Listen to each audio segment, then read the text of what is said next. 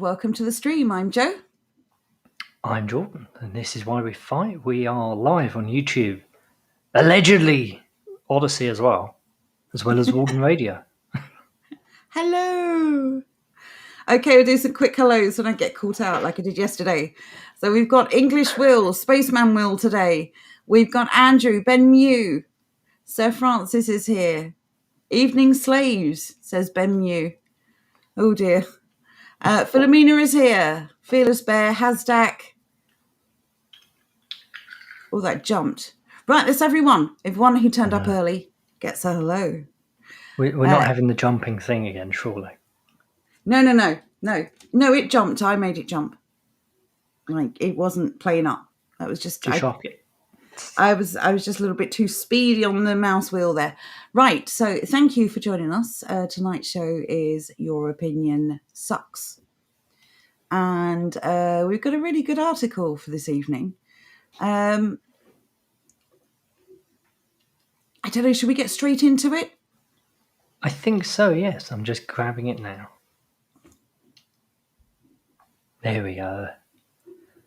We do have to have some sort of trigger warning for people because our favourite is on screen and we can't avoid him. Yeah, but thankfully it's from before he started to look like Peter Stringfellow, so it's not quite as bad. Yeah, so this is an older article, but I think the points are relevant, so here we go. It's not that old, it's only a couple of months. Well, even so. For Liberals, Brexit is a hard lesson in the politics of resentment. By Malik. Send a left. Vaseline Malik. What was the name? Nezreen Malik. Nezreen. Kind of like tangerine, but not quite. The centre-left failed to confront... At this moment in time, all we're doing is playing into a stereotype, so we've got to stop it. We did also have to click on the person's name in order to find out that it was indeed a woman. I thought it was a man. Joe also thought it was a man. Didn't realise. But the centre-left... kind of inherent xenophobia. It probably is. It's some sort of internalised racism. I have no idea. Even though we couldn't possibly know, because guess what? We're used to English names. Yeah, like Bob and Pete. Arthur. Oh, I like me a bit of Arthur. Nothing wrong with Arthur. Good English name. I don't like Arthur. Arthur, on the other hand, that's much better. I don't know why, but in the name, it weirds me out a little bit. Arthur? Yeah, Arthur's better. All right, Arthur. There you go. Hey, I've watched EastEnders. Right, come then, crack on. You just want to get him off the screen, basically. That's what you're saying. The centre-left failed to confront the increasingly toxic discourse around migration until it was too late. When I first read this, I had to take a moment and then ask Joe if the rest of this article is this person stating that the centre-left are too racist. I still don't really have much of an answer, to be honest with you. We shall see. This was the good old days, 2005. This was shortly after he was. But it's before he looked like he got AIDS. I don't know. I'm sorry. He looks just gaunt and emaciated. Like, like he's not surviving on the blood of virgins anymore. The supply's dried up. It's not quite as nourishing as it used to be. It's now just hydrating, maybe. I'm sorry. I know that was a bit mean, but given who I'm speaking about and what they've done, well deserved, I would say. Anyway, let's carry on. There's a lot of physics, but we don't need to read the first one. It's mental masturbation. Joe, carry on. Okay, the story of Brexit is a story of energy conversion, the work of political engineers who mined a generation of scattered grievances and forged them into a single demand to leave the European Union. Nobody did this more successfully than Nigel Farage, who transformed an untapped reservoir of xenophobic suspicion into a political force by making the EU synonymous with immigrants. We had to stop at this point. Who made the EU synonymous with immigrants? Could it be the EU opening the floodgates to immigrants made the EU synonymous with immigrants? I don't know. It could also possibly be because one of the major parts of the European Union is the movement of free people. Yes. Or sorry, the free movement of people, not the movement of free people. Well, technically, The only movement of free you're right people the first time, because there's like loads of criminals and stuff just walk through the borders now, don't they? So technically, yes, it is the movement of free people. Of course, not to be confused with actually free people, because we're all living under global tyranny. So that's probably It's a bit of an irony, though. yeah, it's a bit old fashioned that phrase now, isn't it? Freedom, free people. In the days before the referendum, around the time Farage unveiled his infamous, I don't know, is it like that? Infamous breaking point billboard, and a far-right terrorist murdered the Labour MP Joe Cox, there was a vivid sense that this atmospheric energy present in the air for so many years had finally taken a new form. I don't want to keep breaking down this article, but damn it, I have to.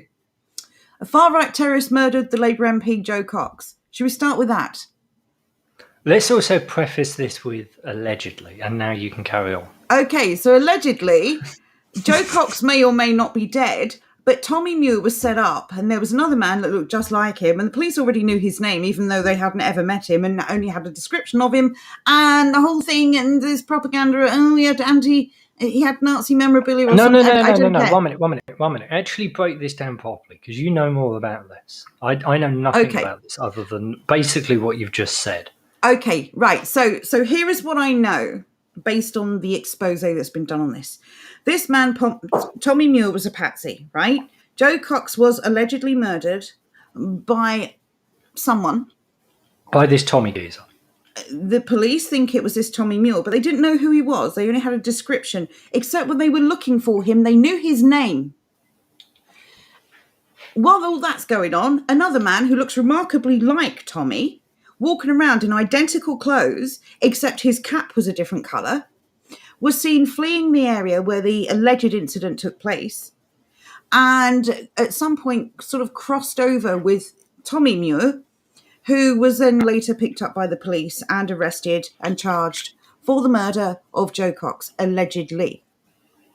That is what I know. Right. It must be said, I agree with Andrew on this one, that it stank to high heaven. I remember at the time thinking, this is not normal. This isn't the sort of thing that we have going on here, and the timing of it was just so wrong.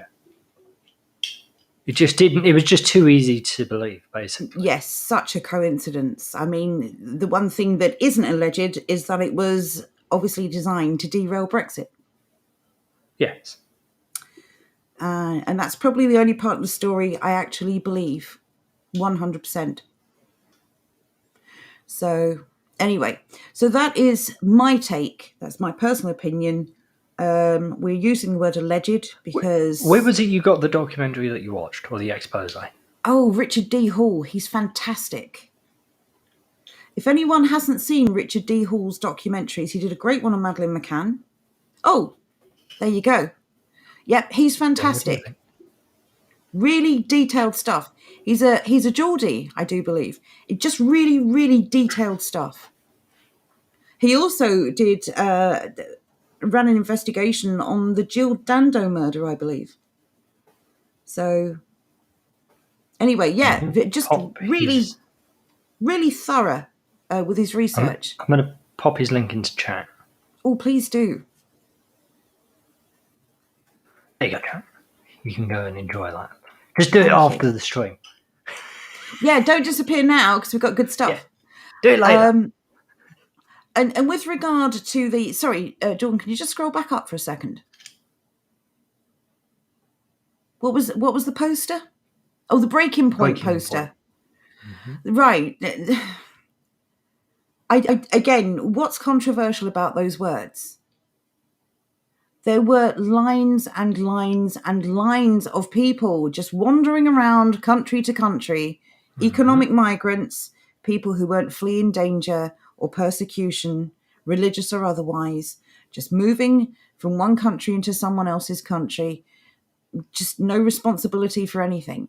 And yet, if you were not happy with this, with the fact that just people could enter your country, who could have the largest rap sheet going, could be dangerous, violent criminals. If you're concerned about this, you are a dangerous xenophobe.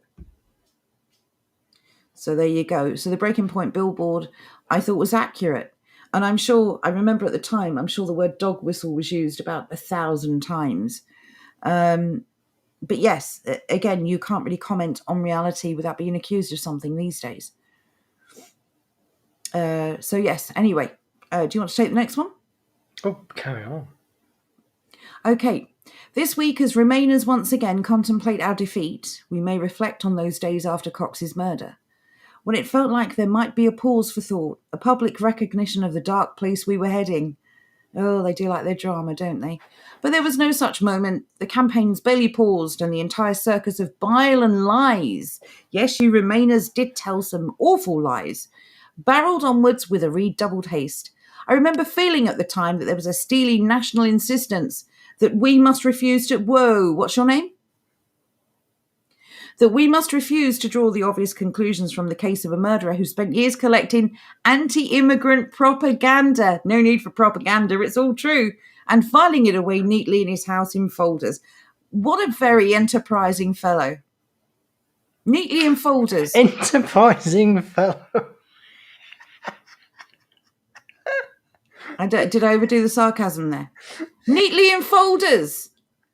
He was so busy planning a murder, allegedly, that he had time to put everything in folders.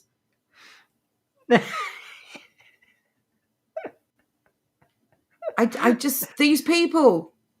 There's not terribly many murderers that I've ever heard of who have OCD when it comes to their material.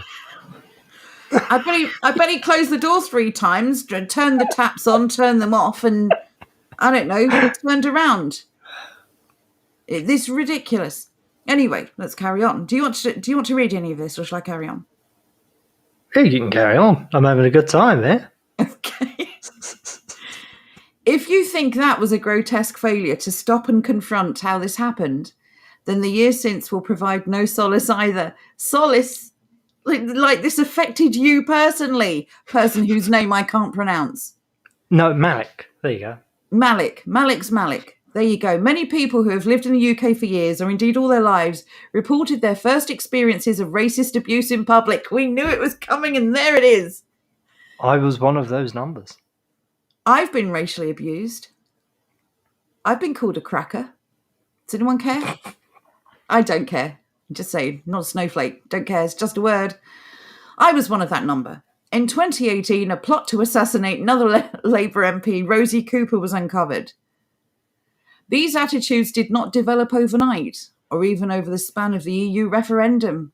Even the pain and frustration caused by austerity are of relatively recent vintage. This is a hardcore Labour supporter. They have to bring up austerity every possible chance they can. According to research by Lucy Who of the University of Pennsylvania, exclusively economic arguments proved to be a facade for private racist attitudes of many Leave voters. Private racist attitudes. See, they can't get their stories straight, can they? We're either openly racist or we're privately racist. Which is it? If we were privately racist, no one would know. There would be no one talking about this. Exclusively economic arguments proved to be a facade for private racist attitudes of many Leave voters. Well, the economic argument... That sentence alone doesn't... remain anyway. Our argument was we want agency and we want sovereignty. No foreign organisation should control our laws in our country. That was our argument. Exactly. I'm trying to remember if there were any real economic arguments from the Leave camp. I don't think there was, really. Only counter-arguments. You know, when they say, "Oh, counter-argument, yes, you want global trade, where you can trade with all these countries. It's like 500 million people," and we're like, "Yeah, but we can trade on our own terms with anyone if they want to trade with us." So these were counter-arguments. I don't remember. We didn't bring them up. This is what they do. They try and gaslight you. Yes, there were no real strong economic arguments from the Leave camp. But now, years removed, once once those arguments have been put out there in public space as counter arguments, they're now going to start framing it in this weird and warped way. That this is just a lie. According to research, what sort of research can you conduct if it's private racism? Like, it's private. What are you going to do? You're going to go along and ask someone, excuse me, are you a private racist? I would tell you, but it's private. What would you say? You got me there, bucko. I just leave a mind reader. Playing the race card. Did racism cause anti-immigrant sentiment in Britain? Brexit. But what right, stop it now. Everyone make a note of this. Jordan says he never makes stuff up. He never puts words in. The reason I made that up, like, basically from this point, from did to the end of the sentence, it was like my brain was going through some sort of autistic spasm and I was trying to work out playing the race card. Because the English, the main demographic that voted for Leave, we're the ones known for playing the goddamn race card. Definitely not people with the name of who and what. Flipping heck. Following... No, it's Who and Malik. Who's that? Oh, I don't know. Vaseline Malik will do. Following the 2016 referendum on continued UK membership of the European Union, many attempts were made to explain its results. There's been a consensus that the issue of immigration played a role in the Leave campaign and Brexit is mine. What? There's been a contentious what? You just make your words up. I said consensus. You're deaf. Because I'm trying not to laugh while I'm reading this. It's so hard. Okay, I'll mute myself. I'm sorry. Carry on, but you need to say that again. The reasons for this anti-immigrant sentiment may have been explored with the economic and cultural concerns at the fore of the literature. Oh God, Muttley's in the house, everyone. Do you know, I've missed my calling in life. I should have gone to university. I should have gotten a degree, and then I should have just sat on the internet and just waffled. Complete and utter nonsense. How much is this person being paid to sit and mentally masturbate over nothing and then get it wrong? Well, they do get paid handsomely for talking rubbish. It's been cited once. That's how you know what you've written is absolute dross. Even other idiots don't want to cite your work. Even other people whose highest friggin' accolade is the fact that they've got a degree in gender studies, even they're not interested in citing you because what you've said is ridiculously stupid. Jordan, right, go down to recommended citation with your mouse and just hover on the name below it. You know why no one's citing it? Because they're like, who? Lucy? Who is this person?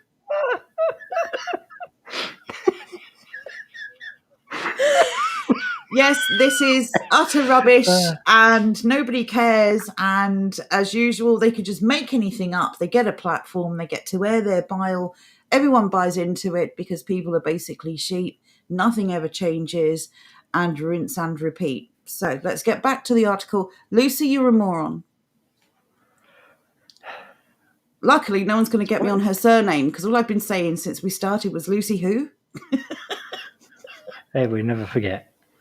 Despite efforts from the elites at the fore of the Leave campaign to rid the debates of racism, exclusively economic arguments proved to be a facade for the private racist attitude of many Leave voters. While concern over cultural pluralism is likely a complementary factor, this article finds the link between anxieties over skin colour and anti-immigrant sentiment. Whoa! Right, Lucy, you are actually a moron.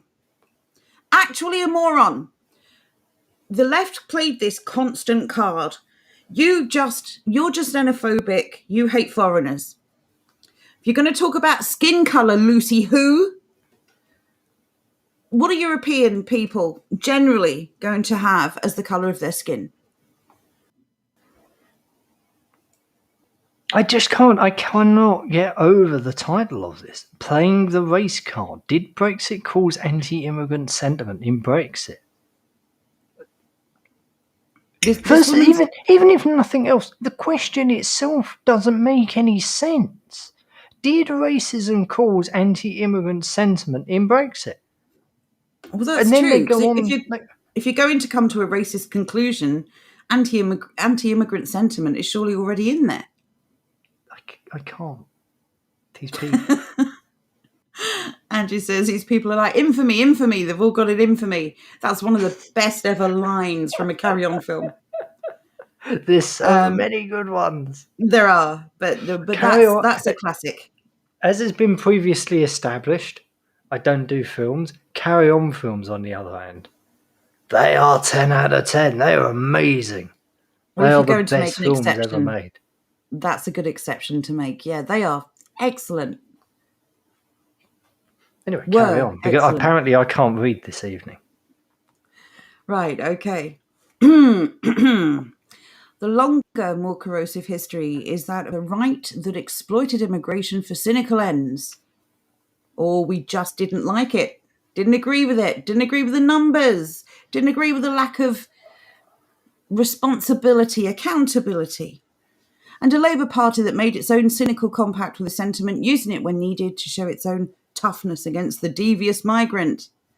It was always a myth that New Labour was fundamentally a pro-immigration project. Immigrants were welcome as a feature of a pro-globalisation view. High-skilled migrants who came in on a points-based system were the most desirable. Asylum seekers, after some initial promises, were quickly ditched. What? I don't even know. What planet is this person living on? New I don't Labour. know what I've just read. I do remember seeing a graph of basically, under Thatcher, we had hardly any immigration at all. In the year after Blair came in that 12-month period, we had more immigrants in that tiny little period than the entirety of the Conservative government beforehand. How long was that Conservative government in place? 20-something years? 22 years, I think? So Francis says, this is England, go away. You've literally just written 5 words that are a complete rebuttal to this whole article. Thank you for that.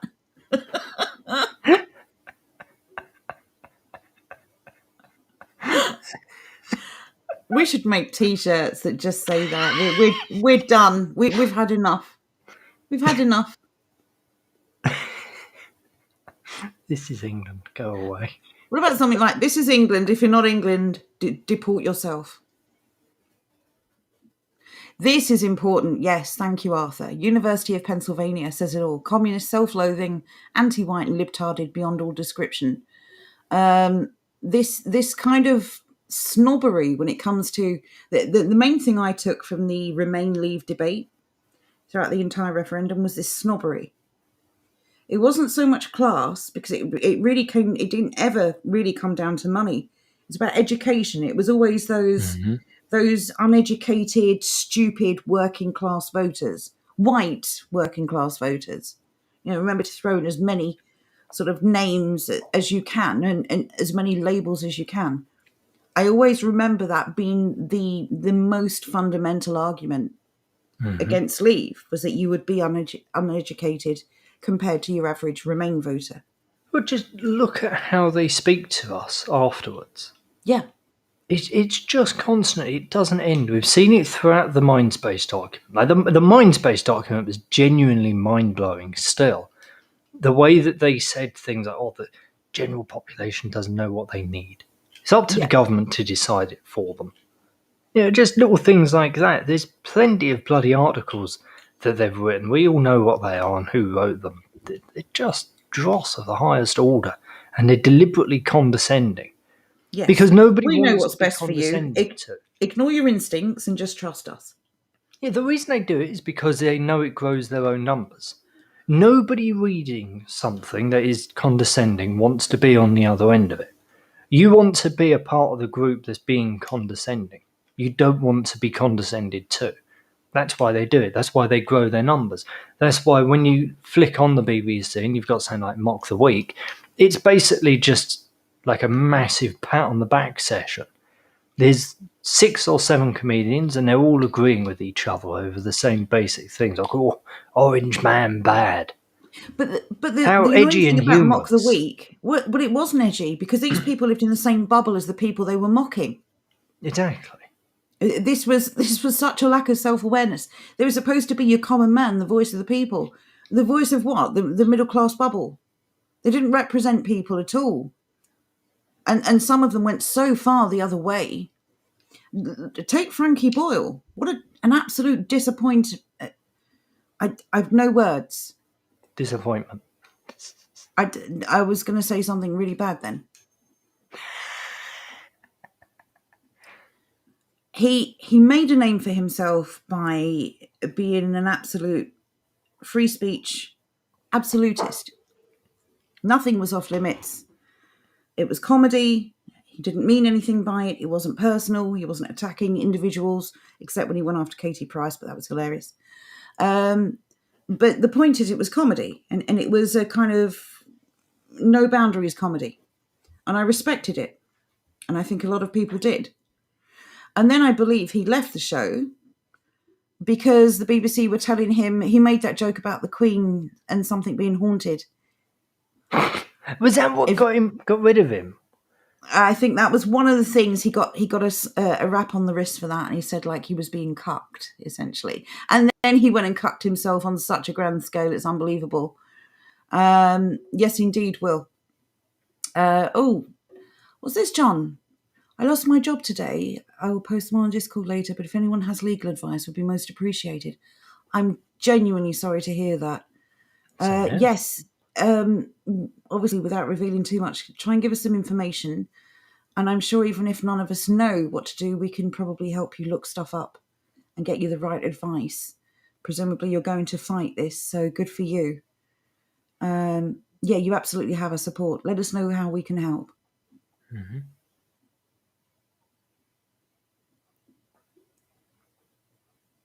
I haven't watched that, Ben Mew, but I may give it a look unless it's behind a paywall already, in which case I won't.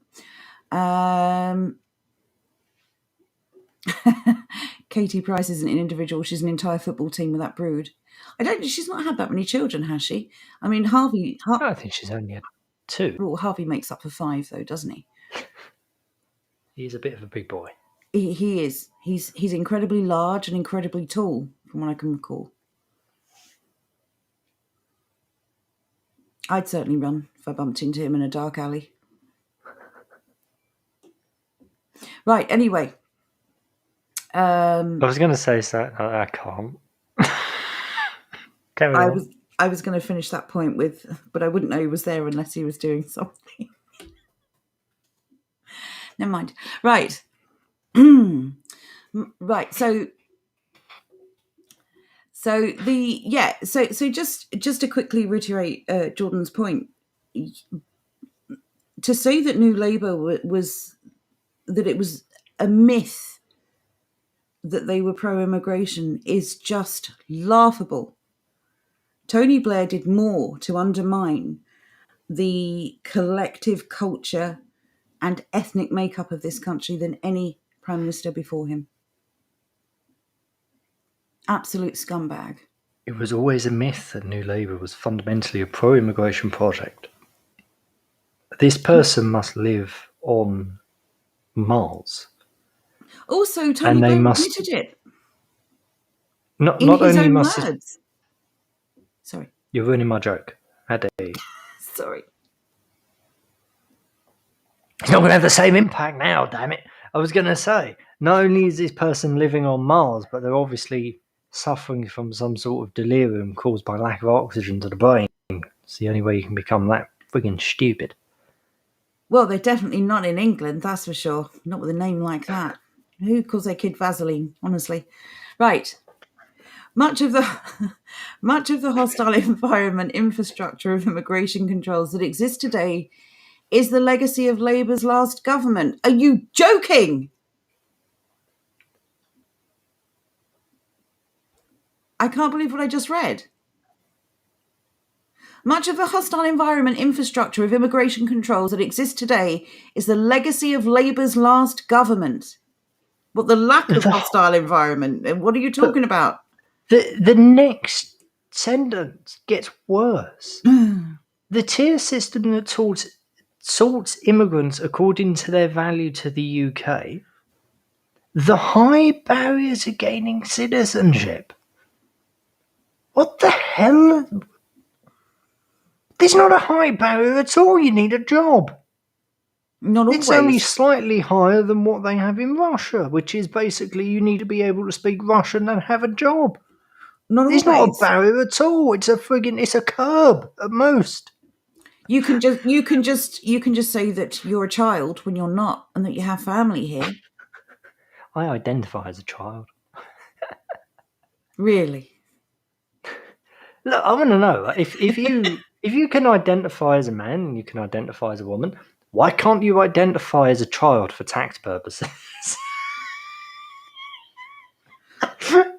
Be on like 8 million quid a year and say, no, I identify as an 8-year-old, can't tax me. Or you could identify as a multi-billionaire and tell the banks if they do not play along with your fantasy, then they are misgendering you. Put the money in my account, bigots. You're only doing this because you're racist. So this is amazing. So the tier system that sorts immigrants according to their value to the UK, they're claiming that this is Labour that created this. The high barriers to gaining citizenship and the conversion of employers into border guards. No. What? Conversion of employers into border guards. What do you mean employers who were giving up illegals because they were going to get fined for breaking the law? No. What this is to do with the fact that in order to employ someone in the UK, you have to check that they have the right to work here. And why that is a particularly high barrier and how that turns them into border guards, I have no idea. But this person lives in La La Land. So high off their own farts. These rule policies established by Labour in 2006. And yet all of these policies were broken, weren't they? When Tony Blair got into power. I will say, when it comes to reminding people, when somebody illegally enters your country, they are illegally entering your country. They are a criminal by default the moment they enter. The moment they enter. Anyway. I'm absolutely blown away by that. How on earth? I've never heard anybody say that the previous Labour government were too anti-immigrant. I've never heard that before. That's genuinely mind-blowing. That's almost as mind-blowing as playing the race card, that previous article thing that we looked at. That was just mesmerising levels of stupidity. It's obvious that we don't play the race card, because if we played, we'd win. As we always do. Carry on. No, I can't read tonight, remember? I'm throwing in stupid words everywhere. Okay. I'm illiterate. It was the way I identify as illiterate. Oh, I've been identifying as that all day. That's my crown. Get off. But it was the way that politicians talked about immigration, or rather didn't talk, that allowed this resentment to congeal, ready to be shaped into an explosive. Again, very explosive, the use of that word, very dramatic wording here. Explosive, of course, terrorism, nationalism, boom, there's your connection. Oh, I said boom, there you go, I did it. But to use this, allowed this resentment to congeal, allowed you to have these thoughts. God forbid you had thoughts. God forbid that the arguments being put forward are actually reasonable. No. It's just those nasty politicians. They didn't do their job. They didn't tackle it, and they didn't crush your anti-immigrant sentiments. How dare you? Exactly. This is telling you what to think. When you are told that hate won't be acceptable here, you're not allowed to hate someone or something. Regardless of how they behave, regardless of the harm they cause, you're not allowed to hate them. What is that if not tyranny? This tyranny has been going on for far longer than just locking people in their homes. I did, just on that note real quick, I saw a really good meme on Telegram. Someone was saying we should start calling it lock-up instead of lockdown, because we're basically being imprisoned. So just something to think about. Oh, it's like we're in porridge. Yes. But we don't have an amusing cellmate. Exactly. Ronnie Barker's so incredibly good. What a shame we've lost him. The years before... Before you continue, can I interrupt? Yes. I'm going to anyway, I don't care. Could someone post the link for Odyssey, please? I just remembered that I was going to be sitting over there and reading chat. Carry on. Wow. Okay. Yes, no parole for us. Well, there might be parole, but you know what the condition is. Anyway, carry on. Jab up. The years before the financial crisis saw increased asylum applications from conflict zones such as Iraq and Afghanistan. Not just those places, though, huh? And between a governing... Weren't no mention of Syria? Was that the big one? Oh, it says prior. Fair enough. And between... Oh, you don't start a sentence with that. Journalism. And between a governing party eager not to look like it was too soft on claimants and a right-wing media, there it is again. Where? That dastardly right-wing media. I keep hearing... I think this right-wing media is like angels or fairies, because I keep hearing about it and I never see it. And a right-wing media that tapped into the rich vein of scaremongering about migrants. The tone was fixed. Scaremongering about migrants. What kind of scaremongering are you referring to, Vaseline? Are you talking about the men who had sexual emergencies with little boys in swimming pools? Maybe you're talking about the thousands of women who were assaulted, molested, and raped in Cologne on New Year's Eve. What are you talking about? Which scaremongering do you want to start with? Idiot. The presence of immigrants was now a matter of legitimate concern. For those reasons and many others, there was now a need to look out for the indigenous population, in the words of Labour's Immigration Minister, Phil Wallace. By the time Gordon Brown was on the ropes trying to save his premiership because he sold all the gold, it was British jobs for British workers, the progenitor of Ed Miliband's dismal controls on immigration crockery. Wow, this person is so full of poison, it's just falling out of them. Do you know what's weird? The article started off not in an awful place. At some stage, they've gotten their bee in their bonnet about Labour being too anti-immigrant, and the wheels have just imploded. This is the last like time bingo. I saw something. Go on, sorry. The last time I saw something explode like this, it was a Manchester bomber. Ooh, too soon? Touchy, edgy. I'm taking on Frankie Boyle's spot, all right? I'm auditioning. This is genuinely like woke bingo. This person has brought up every single grievance they've ever had, and they've made a list and thought, right, how can I get all of these into one article? And there you go. So the indigenous population, in quotation marks, are you implying it doesn't exist, Vaseline? Or that there weren't legitimate concerns about No, migrants? I think they're just quoting Wallace, who, I'll be honest with you, I forgot existed. I did as well. You definitely made a mark, Phil, didn't you? Let's just gloss over Gordon Brown, because that name should never be mentioned. British jobs for British workers is a fine endeavour. I don't see a single thing wrong with that. Just as I would say French jobs for French workers and African jobs for African workers. Of course, we all know why that one's going to fail, because most of Africa's in Europe. But if Africans were in Africa doing African jobs, building up the African economy, making Africa great, I think a lot of us would be in a much better place if everyone did that in their own country. There is nothing wrong with putting the people who built the country, whose ancestors built the country, who have paid in and paid in and paid in and supported and built the infrastructure, putting them first when it comes to jobs. Absolutely fine. That is a reasonable position to take. And it should apply to everyone in every country. French jobs for the French, German jobs for the Germans, and so on and so forth. Nothing wrong with that at all. Common sense. You'd think so. All that energy had to go somewhere. In politics, everything is connected. Liberals cannot pick and choose when they care about immigrants. Oh, but wait. They do, though, don't they? They do. Britain went into the Brexit referendum hobbled by a financial crisis. Gordon Brown, just saying, and a decade of austerity. The Tories' austerity, whatever. Many of its communities badly damaged by deindustrialisation. Well, that might be the nicest thing this Vaseline person has said about us for the whole article. Yes, many of our communities were badly damaged. That's the first factual thing I think you've said too. There were no quick answers to any of this, and so the pain was shifted onto an immediate, intimate enemy. Intimate? Well, that was the problem. They were trying to get intimate with our women and children, weren't they?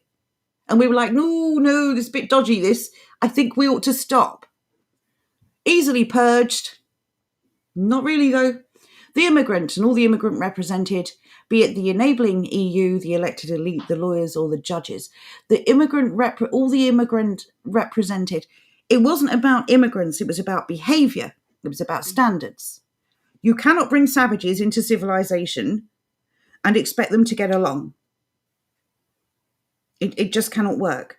People who come from different parts of the world have different social structures and different customs and different traditions and different manners of behaviour. This is common sense again.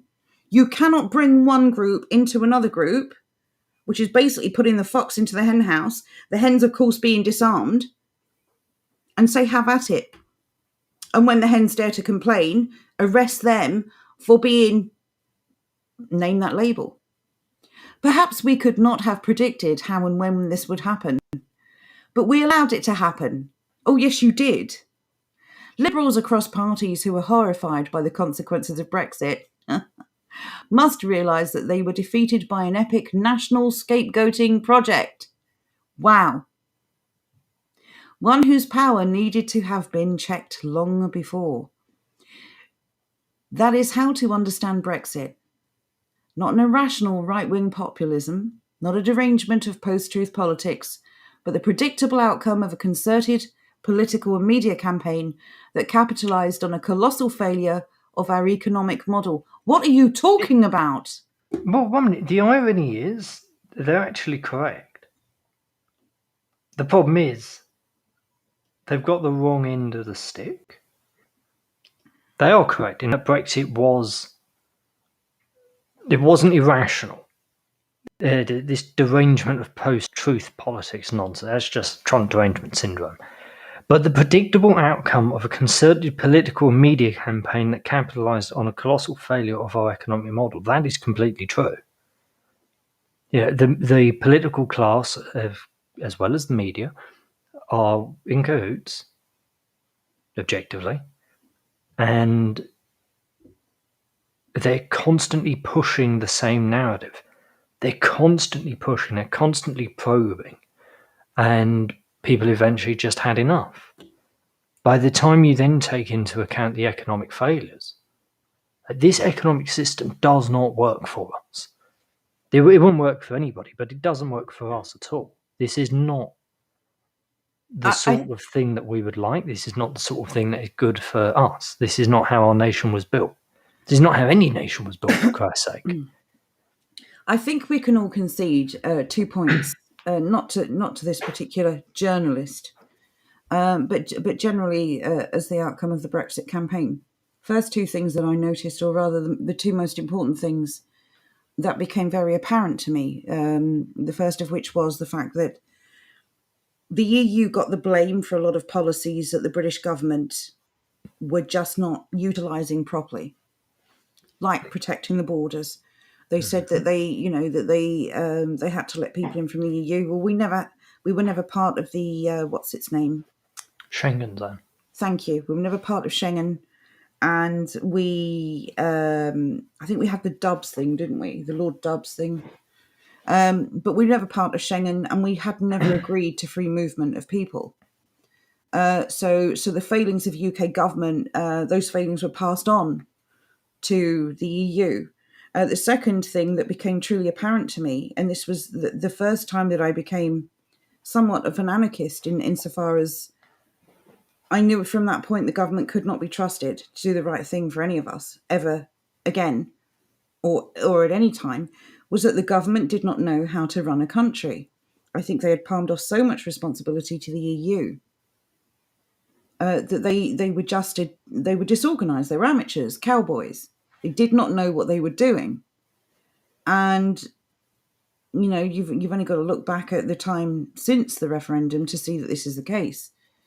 And just stupid things like David Cameron's game of bluff. When he said that if he got the votes, he would have the referendum. He was willing to risk the referendum to get ahead, but he didn't want the referendum.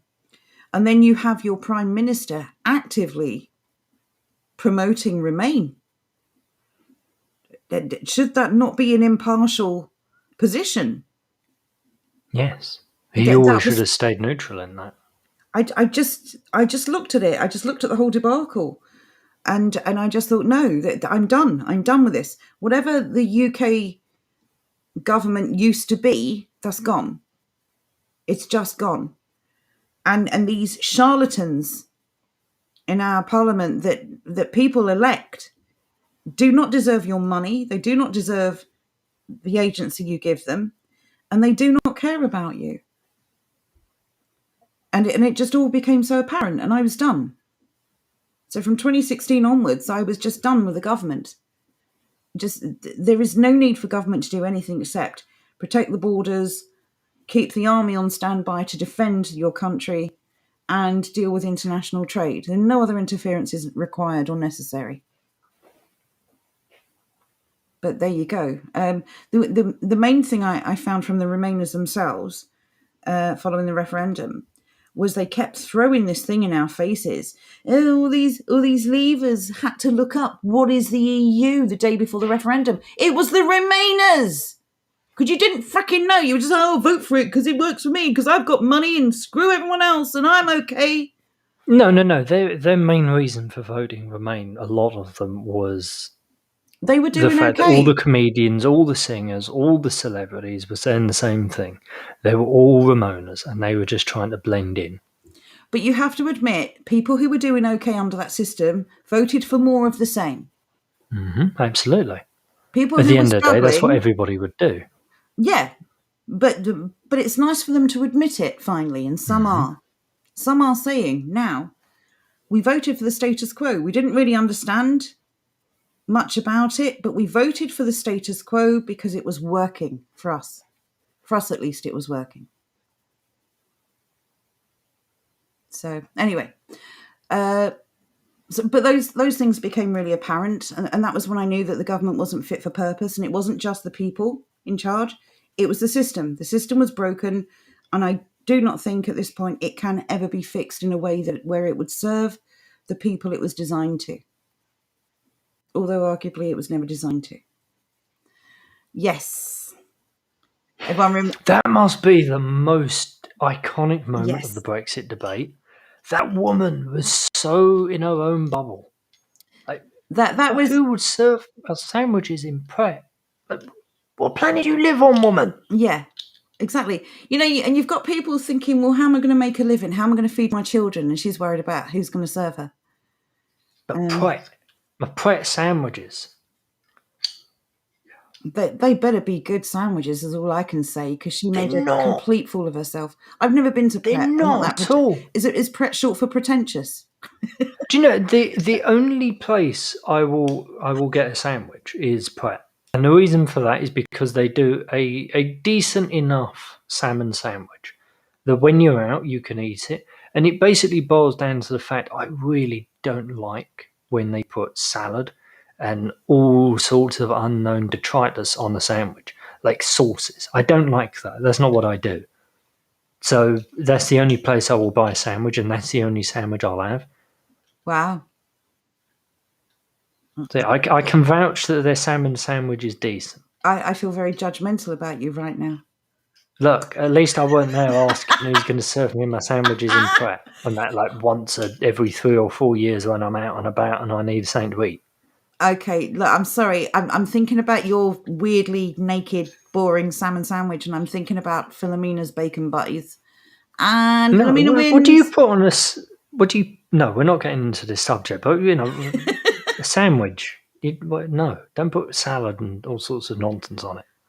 Well, surely any restaurant worth its name would say, "Would you like anything with this?" Yeah, but they just do them in like the little boxes. Ooh, no, not mayonnaise. Definitely not. It's a pret-a-porter. Is it pret-a-porter? No. I don't know how you pronounce it. Pret-a-manger. Oh, pret-a-manger. What am I thinking of? I don't know. I have literally no idea. This sounds like a weird Portaloo company. Maybe it is. Maybe because I think their food might be, you know what. No, I was just thinking it must be short for pretentious. That woman was an utter snob. She basically set the tone for all Remainer arguments from that point onwards. Pretty much. Unfortunately for Ramonas. Remainers and Ramonas are not the same beast. I found this when I used to argue with them online a lot from 2016 onwards. Remainers would at least be civil. Ramonas, not a chance. Ramonas hated us just for existing. We ruined their lives and we ruined their childhoods, and they were Greta. One of the things, we're going to get through this, and then I'm going to bring up another article, because this other article, I hate it so much. Okay, all right, let's get this one finished then, and then we'll move on. Okay, just as I did in the days after the murder of Joe Cox, I have searched for signs of this epiphany since the Brexit vote. I've looked for it among Conservatives, naively bewildered by the thuggishness that has captured their party. I have looked for it in Labour under Corbyn and Labour under Starmer. And I have looked for it, again that and I have looked for it in the past few days in the belated mea culpas of those enraged that all the calamities of a Brexit blunder may finally be upon us. I have not found it, which means that all that we love will be wrecked again and again by an energy that shifts the blame for our national failures from our leaders onto anyone who is not indigenous. If you think that energy is gone because our borders are closing and we have taken back control, think again. It is simply changing form. Utter nonsense. Utter nonsense. We haven't taken back anything. We barely got a Brexit. Our borders are closing. Global pandemic didn't close the borders, love. Borders are never closing. You need to get used to that fact, Vaseline. You just do. Okay. Do you want to get the next article? Yeah, the next one is very short. It's not even an article. It's a letter that has been sent in to The Guardian. It just sums up my general annoyance. You going to read this They're going on about another article. No. Well, I'll read this fine. Okay. They're going on about another article about how British nationalists face losing rights if they miss the residency deadline. This is in France. It is likely that a considerable number, between 3,000 and 6,000, stand to lose the right to drive as of the end of this year. This is because of Boris Johnson's withdrawal agreement that has made no provisions for an exchange of licence between our two countries. The only option for these Brits, many of them elderly and in rural areas, will be compulsory driving tuition followed by a written and practical test, all in French, of course. You're living in France. I don't know what to tell you. Typically, it annoys me greatly when people come here and they insist that things are in their own language. I know it does my nan's head in.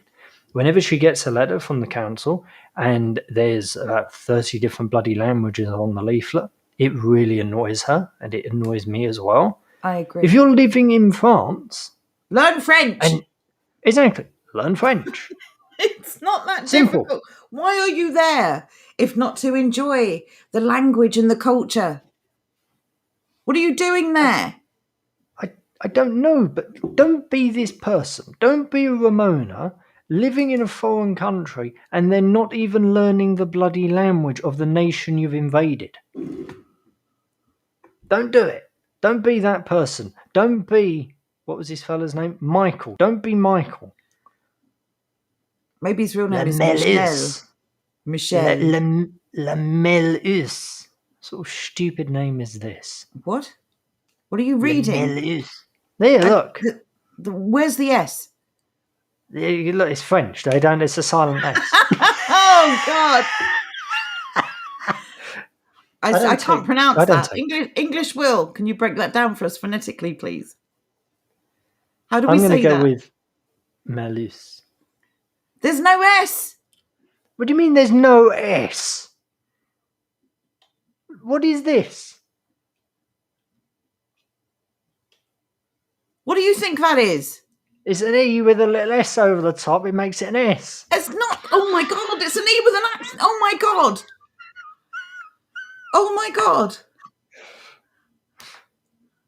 Even so, this article annoyed me greatly. I saw this earlier on, but I don't like this sort of thing at all. You move to a nation, you learn the language. You don't then sit there like a little Ramona whinging, oh look, mean Mr. Boyce, he hasn't signed a piece of paper with the French government that's going to allow me to keep my driver's license, but the only possible way I'm going to be able to continue to drive in France is if I learn French. No, that's not how it works, mate. You learn French when you go to live in France. You learn English when you come to live in England. Preferably don't come to live in England, stay outside of it. What kind of cheeky entitled person expects everyone to revolve around them? English Will has provided the pronunciation for you there, Jordan, if you want to try that again. Oh, God. The first part, well, is him saying well. So it's a male how Lee. Lee or Leah? I'm not sure. Liar. Male how liar. I don't believe that. Do you know what this is? Discrimination? Bigotry? This is the potato ass in France. That is what that is. Weirdly, Barney's just said, use Clouseau French. I expect a Clouseau. It's perfect. So anyway, more useless thing. I haven't read the rest of this article. My blood pressure went through the roof when I started to read that. No, I don't care about these. The whole Brexit thing. What does the chat think about that article we went through? Does the chat have any words of wisdom? Is there anything you'd like us to tell Vaseline?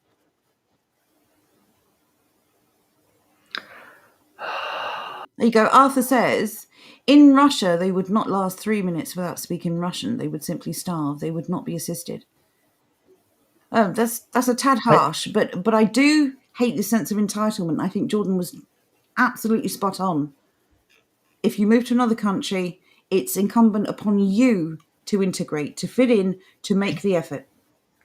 Exactly. Learn the language. Yes. Blend in. Don't cause trouble.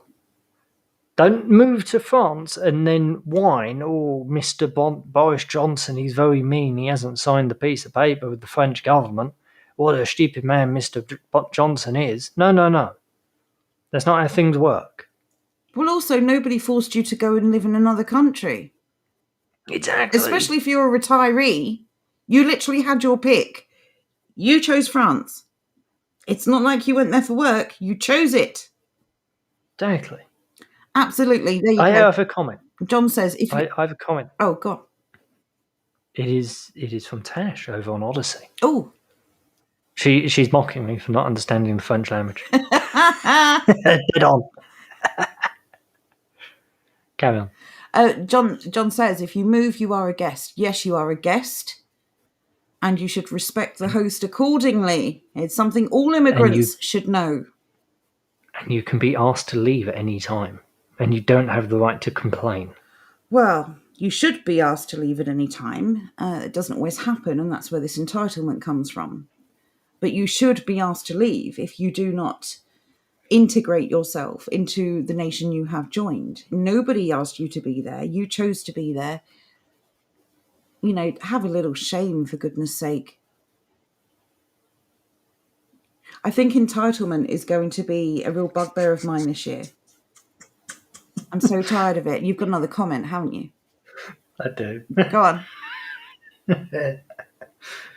Justice said Jordan identifies as binary illiterate, which means he can always transition back to literate whenever he wants. Don't give him ideas. What are you doing? I've also called out earlier on. I was given the most mind-blowing sentence ever, and I was trying to stumble my way through it, and just like, "Oh, this idiot, he can't read." Oh, lol. I didn't say those words.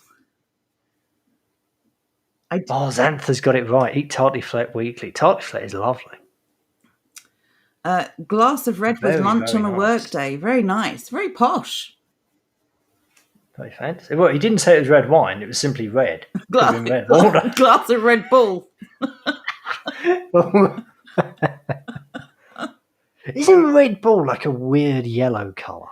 It's got a very weird kind of tart taste. I can't stand the stuff. Ooh. And No, yes, I I think it looks like urine. The best part of Red Bull is the adverts. The adverts are 10 out of 10. Yes, they are. They're very, very good adverts. Oh, look at this. Assortment of quality cheeses. Van Rouge. Oh, you posh lot. Dark red Kool-Aid. Yeah, I think Will's onto something here. A lot of people drinking the Kool-Aid at the moment. You'll be pleased to know that the founder of the Behavioural Insights team, also known as the Nudge Unit, is now advising the government to never get rid of face masks and social distancing. We may need them forever and ever and ever and ever. Isn't it good to know where your tax money is going? So, yeah, drinking the Kool-Aid, I think, is going to be a common theme. Reboot Needed said, best part of Red Bull is the vodka. It does genuinely look like urine.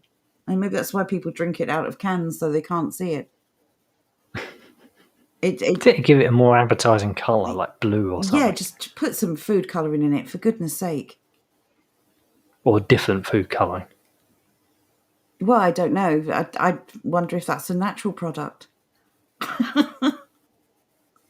It's a maximum energy.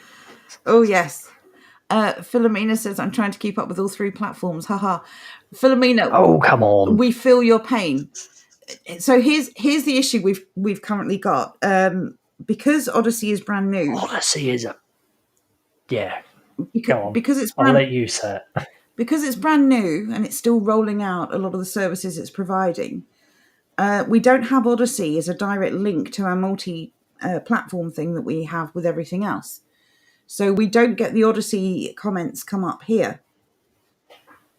We also found out that apparently after you live stream on Odyssey, you have to upload the stream. No. You don't have to upload it. What you have to do is... Exactly, that's what you have to do. You have to update it. And all that means, for some reason, is you have to go and you have to click update. Yes. It's the weirdest thing. I'm not sure why. The thing is, we only discovered this about 5 minutes before the stream began, because the live stream wasn't where the live stream should be. So, and I think we interrupted it anyway by setting up tonight's one. So, yes, it's a bit of a learning curve, but I will say, for what they're doing, well done, Odyssey. Yeah, they're doing bloody well. I think they are. I think they've rolled out a lot of really good stuff in a short space of time. Mm-hmm. So, Roy, you're becoming my favourite person. There is a way to connect Odyssey to Restream. We've managed to do it via RTMP, but we can't link the chat. If you have the answer for that, that'd be amazing. I would very much like that. Our mods would be very grateful. I would be bloody grateful. And it means that we can actually read out the Odyssey chats as well. Well, we've done mildly acceptable tonight since I remembered to go over that. Since 2/3 through the stream. Oh, can anyone drop me the link? It counts. It counts. Leave me alone. I don't see you doing it. Wow.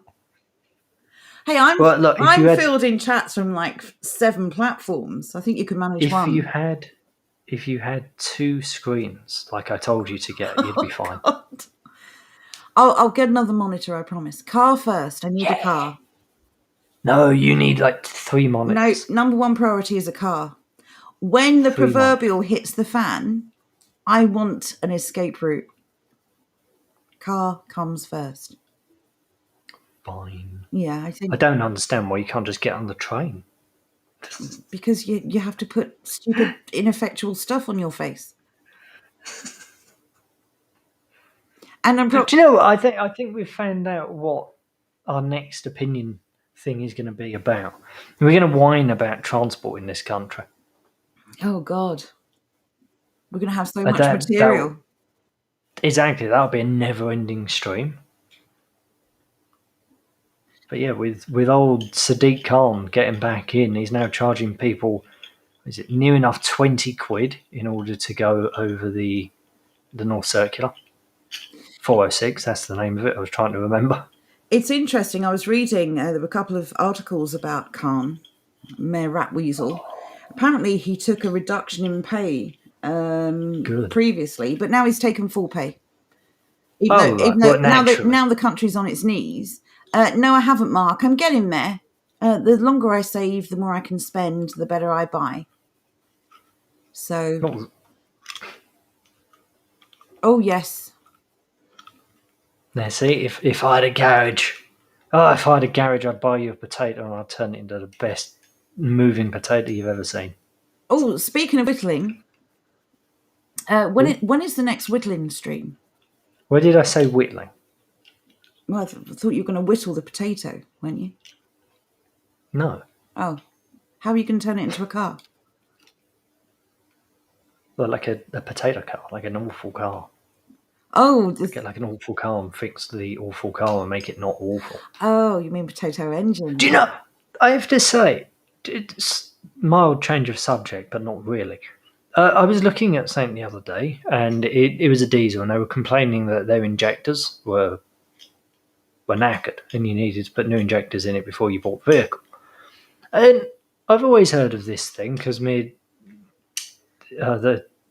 geezer who pops around next door to walk the dog, he was saying about his injectors have gone in his van and how much it cost him to do them.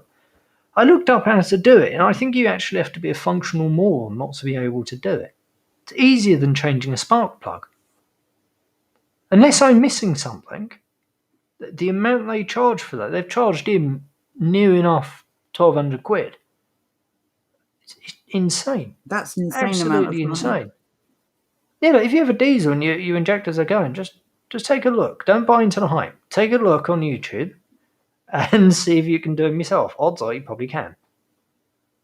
Well, I'm not mechanically minded at all. I can do the basics. Oh, you also don't have a diesel because you're like little baby mode with your petrol engine. Oh, got to save the environment. That's Jo. She's basically like, oh my god, English Greta. How dare you? How dare you? Will says, get a car with digital display for maps and rear camera and record the stream in there. Easy second screen. Okay. Zant says, if people start dying in numbers from clots when flying, that'll end it. This is a good point. Johnny Powell says, we can complain, but who's listening? Nobody. That's the problem. We're listening. We're here for you, chat. Arthur says, the BA pilots having blood clots. It's interesting what's going on with BA at the moment because BA have very determinedly claimed that there is no link between the deaths.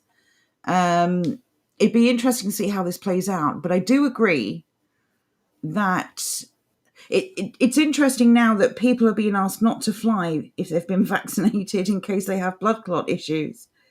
So it's like, well, how are you enjoying your freedom now? Allegedly. No, people are being asked not to fly. That's fine. I'm just saying allegedly. No, but because YouTube. No, it's in the mainstream media. I'm just saying allegedly because of YouTube. That's it. Okay.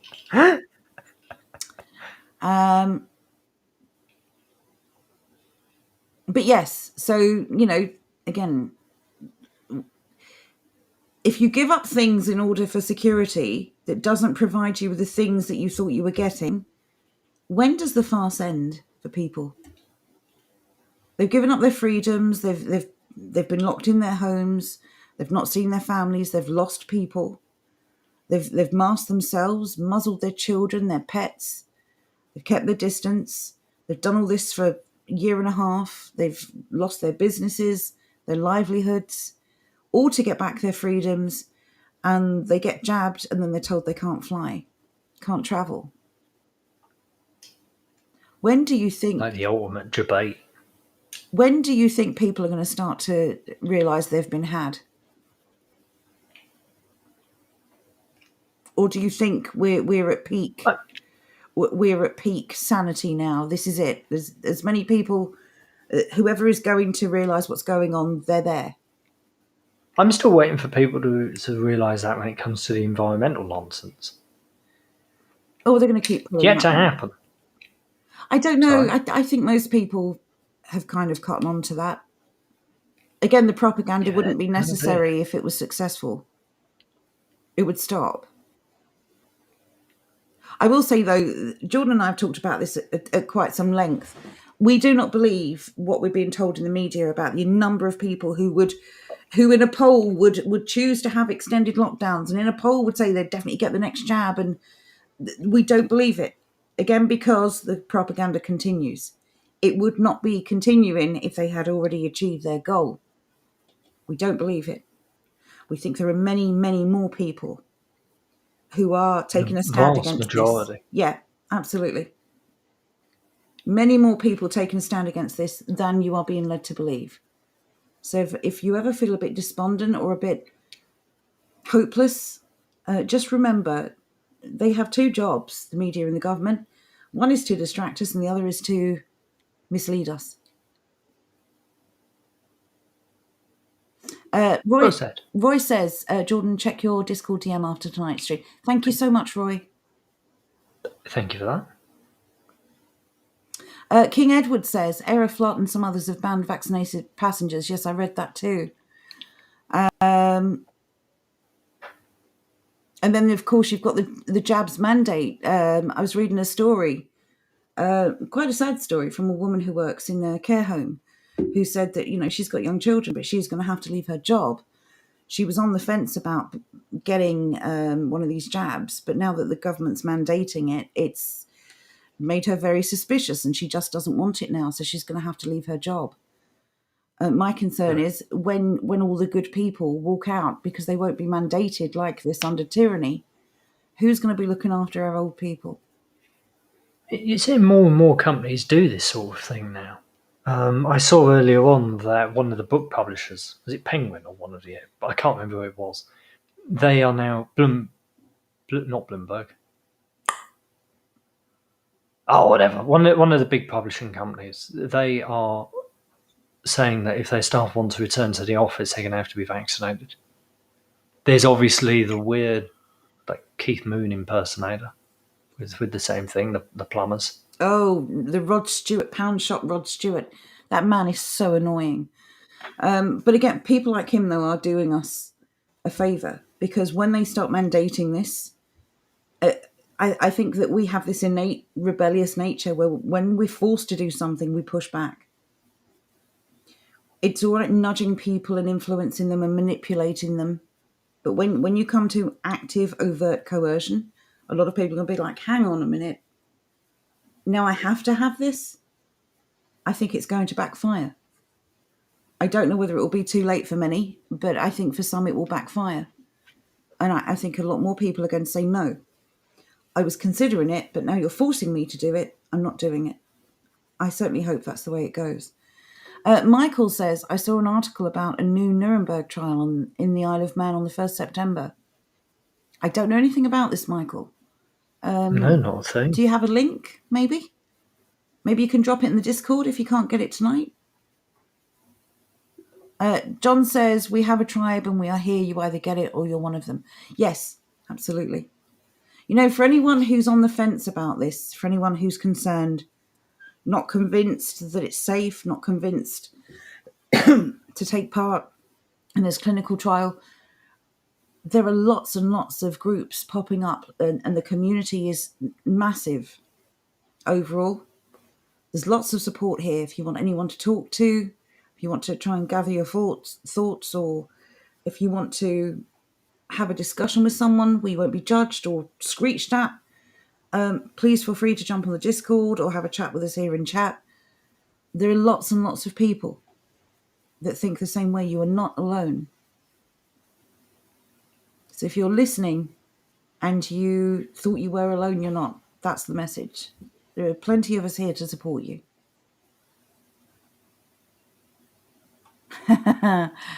Well, yeah, I've been called worse.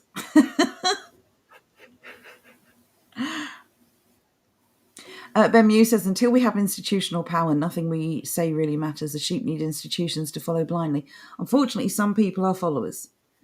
And some people do not do the research. Well, I guess in this case, some people are the research, but there are going to be people who just blindly accept what they're told and they do as they're told. I don't believe that we need institutional power to make change. I think societal shifts will come when good people stand together on the things that matter. Society has a massive influence. Sorry. I think it's plainly obvious that we are undergoing a societal shift at the moment. Yes. We are moving away from how things used to be into a new system. And they're trying to instigate their new system, which is basically maximum control. And we, sane people, are doing the opposite. We are trying to instigate minimum control. Basically, just want to be left alone by the government. The least damage the government can do, the better. Yeah. I mean, we'd still have rules on a local level. The community would agree the standards of behaviour they'll accept. But you would all be in agreement. This wouldn't be one person dictating to the rest. And on a local level, things like that do work. But when you have a few corrupt individuals in a position of power over people who are morally superior to them in many cases, dictating your behaviour, it doesn't work. There's no direct personal accountability for these people at all. They'll take the money that you pay them, and that's their only connection to you. We're just numbers. We've known this for a long time. And anyone who wasn't sure about it has surely seen it over the last year and a half. That's it. Staycations. Staycations. I like the idea of that. We live in beautiful countries. You know, every year we travel abroad and go to someone else's beautiful country and other people come to ours. It's madness. We should just invade theirs like we used to. I do think it's a case of the grass is always greener. I think that's just a natural part of our character. But I think we'd have a new appreciation for our own country if we spent more time, you know, planning getaways and looking into sort of retreats and, you know, historical buildings and going to the countryside and, you know, whatever it is that you like to have as a holiday. I think it's very easy to lose focus when you are just thinking about the weather. And yes, I know the weather is the issue. Hey, I was born and bred in London. I know about English weather. But yeah, I think just like a place or a home, it's what you make it. It's the people you're with, not the place that you are.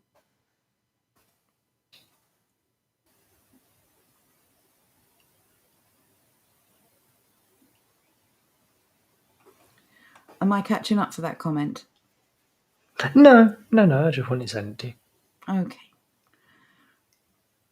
Anyway. Right, I'm just catching up with the chats. Wow, incredibly slow. Bossy potato dictator. Is that me? Yeah, thank you very much. Philomena's dropped the Discord link in the chat. You probably all saw it about 20 minutes ago. Yeah, the green grass of home. I'm pretty sure that's a Welsh thing, isn't it? But still, fantastic song. Here we go. Right, just catching up. Okay, I think I think we're all caught up. So unless anyone else has any comment to make, I think we're pretty much going to wrap up there. Thank you all for joining us. I hope you've had a bit of a laugh tonight. That annoying Vaseline person was annoying. And Lucy Who, equally annoying. Oh, that was the most mind-blowing thing. That was crazy. The fact that we somehow managed to find two things in the same article, the first being an American or a Chinese American accusing the English of playing the race card, and the second being somebody complaining that New Labour was anti-immigration. It's truly amazing that once again these people have an amazing lack of awareness. We don't like being told how to behave by people who don't know us. You're not part of us. This is just a fact. So I'm not being nasty or horrible. You're not a part of us. I wouldn't dream of telling Asian people how to behave in Asia. I don't know enough about it, and I don't have the sheer amount of cheek to do it. Just butt out of our business and focus on your own. Commentate on things you actually understand. And maybe that article wouldn't have been ripped apart like it was. I'm really tired of being lectured by people who don't know anything about us. They don't know what we think, what we feel, what we're concerned about. They dismiss anything we're concerned about. And they have the cheek to tell us what we think and what we feel. Exactly. Like, that's the worst part. I could understand.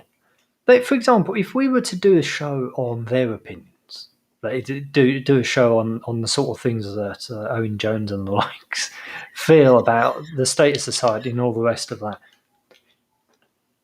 we may be wrong from their perspective, but we wouldn't tell them what they think. We wouldn't say things like, "Oh, these nasty, anti-racists." I have no idea how we would even insult them. But, we wouldn't tell them that the arguments they're putting forward are there just to mask their own internal racism. But it's their business. You just go and focus on your business and leave us to focus on ours. And by the way, yes, Greta is judging you. How dare you? We're done. We're done being lectured by people who know nothing about us, our history, traditions, or culture. You don't know what we think. You have to do it in a voice.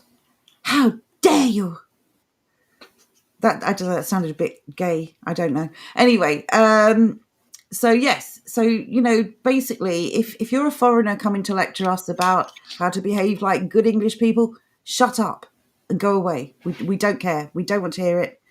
Likewise, we wouldn't dream of doing the same to you. I really like people to start just minding their own business. All these commentators, commenting on things I know nothing about, so I can lecture people I've never met. Do you ever wonder if any of these so-called journalists have ever actually sat down with a group of people like us and had an actual conversation?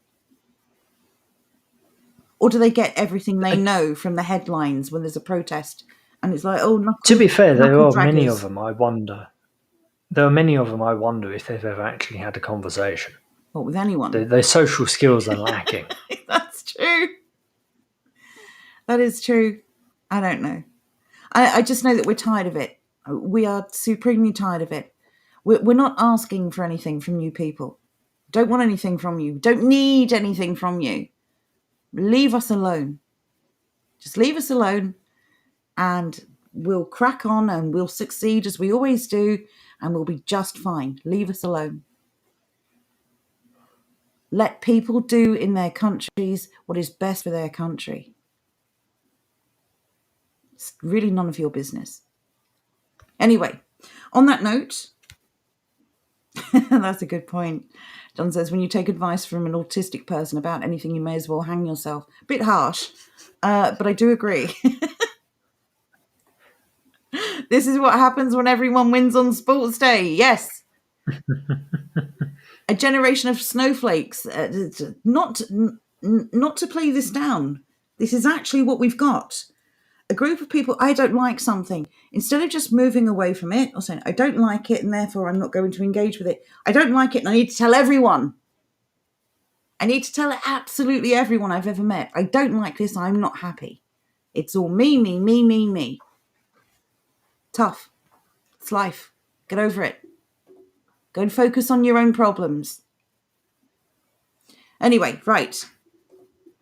Thank you, everyone, for joining us. Thank you, everyone, for supporting us on Odyssey. Let me just find that link really quick. Oh, 1 minute. I have it here. Thank you. No worries. Thank you, everybody, for being on Odyssey. Yes. We will remember that there is a chat feature there for next week. Yes, if we can do something about the chat to bring it all together, we would definitely try to do that. Oh, that was bad. What was bad?